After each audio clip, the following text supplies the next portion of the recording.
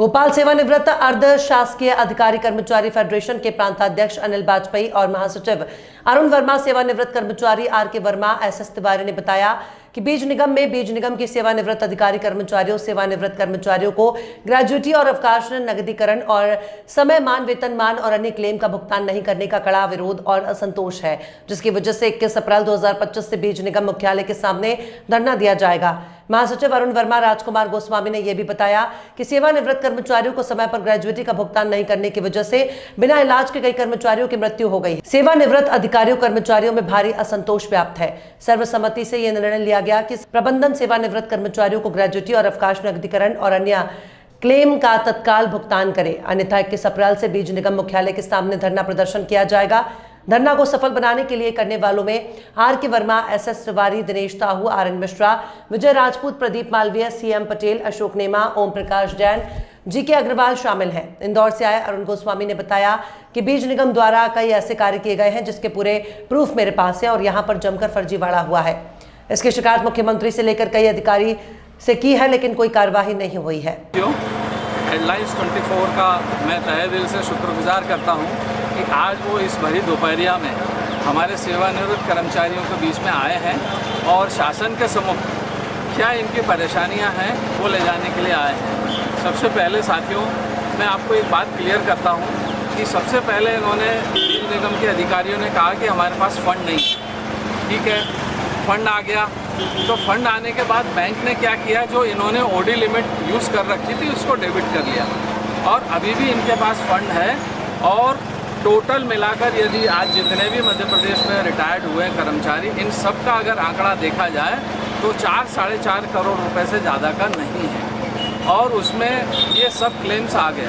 उसके अलावा ये जो साथियों, एक चीज़ और मैं बताऊंगा आपको कि ये भ्रष्टाचार कैसे कर रहे हैं। इन्होंने एक दिल्ली की कोई कंपनी है PWC, उसको ठेका दिया कोई भी कार्य करने का, तो क्या वो कार्य करने के लिए उसके करंट अकाउंट में पैसा जाना चाहिए या नहीं जाना चाहिए।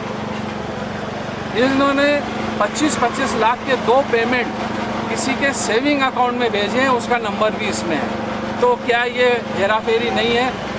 क्या ये गलत चीज़ नहीं है? आज ये सब ग्रुप में बैठे हुए अपना सही हक मांगने के लिए। बस मैं इतना ही कहूँगा और इसकी PDF फाइल मेरे पास है, मैं अभी आपको योगी जी देता हूँ। आप मेरे को आपका WhatsApp नंबर दीजिए।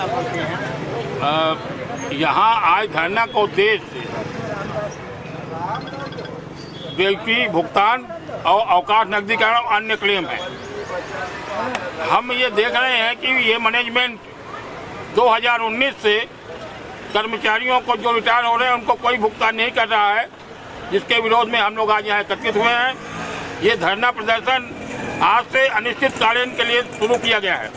अगर मैनेजमेंट हमारी मांग नहीं मानता है तो हम लोग सड़कों पर उतरेंगे और उग्र आंदोलन भी कर सकते हैं। धन्यवाद। सर, क्या प्रमुख मांग, सर क्या मामला है? बीज निगम के सामने प्रदर्शन किया जा रहा है। देखिए, हम लोग सभी सेवानिवृत्त कर्मचारी हैं। यहाँ पर हम लोग को ग्रेजुएटी का समयमान, वेतनमान का भुगतान बीज निगम द्वारा नहीं किया जा रहा है। पूरे 2-2-2.5 साल हो चुके हैं जब भी इनसे पैसे की मांग करते हैं। अभी हम लोग के द्वारा जो धरना आंदोलन की केवल इनको सूचना दी थी, तो बीज निगम ने पेमेंट कुछ कर दिया है।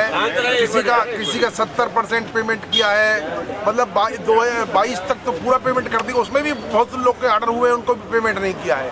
और किसी का 70% काट दिया, किसी का 50% काट दिया। उनके ऊपर कोई जांच नहीं है, उनके ऊपर